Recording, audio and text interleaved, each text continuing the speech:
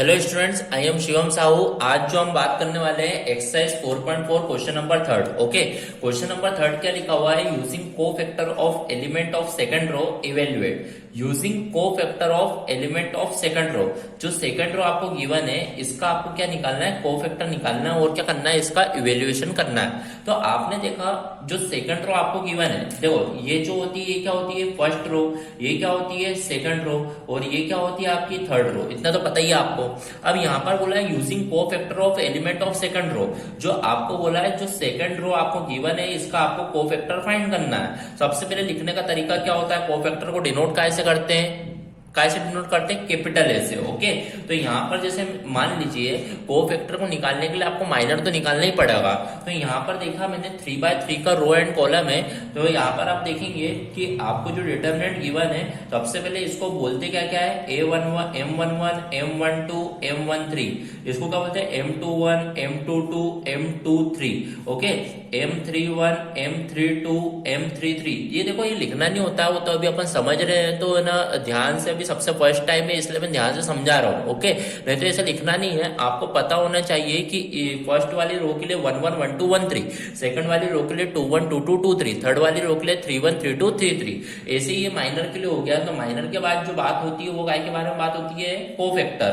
Okay, तो मान लो को फैक्टर मैंने देखा, को फैक्टर को ए से डिनोट करते हैं, तो ये हो जाएगा 12, 11, 12, 13। ओके, अब सेकंड रो की बात करेंगे 21, 22, 23। ओके, थर्ड वाली रो के लिए बात करेंगे 31, 32 एंड 33। ओके, तो ये डिनोट हो चुका है। अब मान लीजिए इन लोगों ने बोला using cofactor of element of second रो।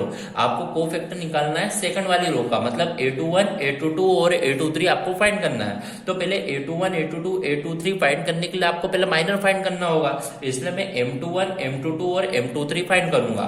मैंने देखा M21 फाइंड करना है, M22 फाइंड करना है और M23 फाइंड करना है। इसकी मदद से तो आपने को कोफैक्टर यहाँ पे फाइंड होंगे। ओके, तो यहाँ पर पहले मैं M21 फाइंड करूंगा।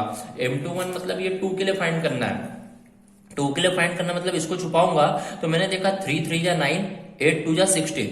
तो 9 माइनस कितना हो जाएगा? 3 3 जा 9 माइनस 8 2 जा 16। तो कितना आ गया आपका? -7।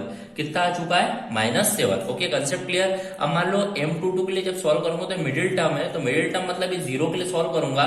तो इसको और इसको जब छुपाऊंगा तो मैंने देखा 5 3 15, 8 1 जा 8। तो यहाँ पर कितना हो जाएगा? 15 -8। तो ये कितना जाएगा? +7। Okay, concept clear. अब फिर मैं बात करता हूँ 2 3 के बारे में। तो 2 3 मैंने देखा ये रहा 1 के लिए। तो 1 के लिए जब सॉल्व करूंगा इसको इसको छुपाऊंगा तो 5 2 जा 10, 3 1 जा 3। तो 10 -3, ये हो जाएगा 10 -3। तो मतलब ये कितना जाएगा? +7। कंसेप्ट क्लियर हुआ? यहाँ पर समझ में आ गया। अब मैं बात करता हूँ, माइनर की बात हो गई है, अब बात करेंगे अपन को फैक्टर के बारे में। तो को फैक्टर के बारे में बात करते हैं। को फैक्टर का पहले आप फॉर्मूला लिख लीजिए कि aij इक्वल टू होता है -1 की power i plus j into mij। ये आपका फॉर्मूला आपको पता है। ओके, बेसिक जब मैंने बेसिक इंट्रोडक्शन वाला पार्ट बताया था 4.4 एक्सरसाइज का, तो उसमें मैंने बताया था ये। ओके, अब मान लीजिए मेरे को A11, A21 फाइंड करना है। क्या फाइंड करना है? क्योंकि सेकंड रो के लिए अपने को कोफैक्टर फाइंड करना, तो A21 फाइंड करना है। तो मैंने देखा 2 1, तो 2 + 1 कितना होगा? 3। तो -1 की पावर 3 कितना होगा? -1। ओके, अब मान लो मेरे को 21, M21 कितना आ चुका है? -7। -7 आया तो मतलब -1 इंटू -7 कितना हो जाएगा? +7। ओके, अब मैंने देखा A21 फाइंड हो गया। अब मैं फाइंड करूंगा A22। अब मैंने देखा 22 फाइंड करना, तो 2 + 2 कितना होता है? 4। तो -1 की पावर 4 कितना हो जाएगा? +1। और फिर M22 कितना आ चुका है? +7। तो मतलब ये कितना हो जाएगा? +7। अब मैंने A22 भी फाइंड कर लिया। अब क्या फाइंड करना है? A23 फाइंड करने के लिए 2 + 3 कितना होगा? 5। तो -1 की पावर 5 कितना होता है? -1। तो -1 इंटू और 2 3 कितना आ चुका है? M23 7। तो मतलब -1 इंटू 7 कितना आएगा? -7। तो ये आपके कोफैक्टर फाइंड हो चुके हैं। ओके, अब देखिए आपको बोला तो गया था यहाँ पर using cofactor of element of second row. तो using cofactor of element of second row, तो आपको सेकंड रो के को फैक्टर फाइंड करने को बोला था, आपने को फैक्टर फाइंड कर दिए। पर यहाँ पर बोला है इवेल्युएट भी करना है इसका। तो इवेल्युएट कैसे करते हैं आप समझिएगा।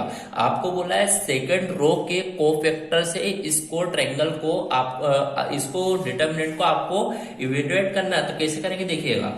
नाउ मैं थोड़ा सा यहाँ पे एक सेंटेंस लिख रहा हूं, इसे ध्यान से समझिएगा।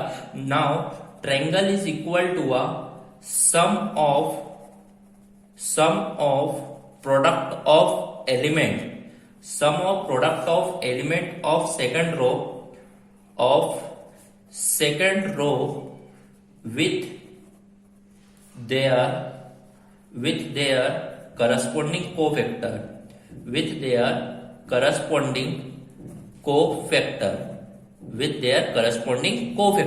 मैंने क्या लिखा यहां पर, जैसे इवेल्युएशन करना है, इवेल्युएशन का क्या होगा concept, sum of product of element of second row, sum of product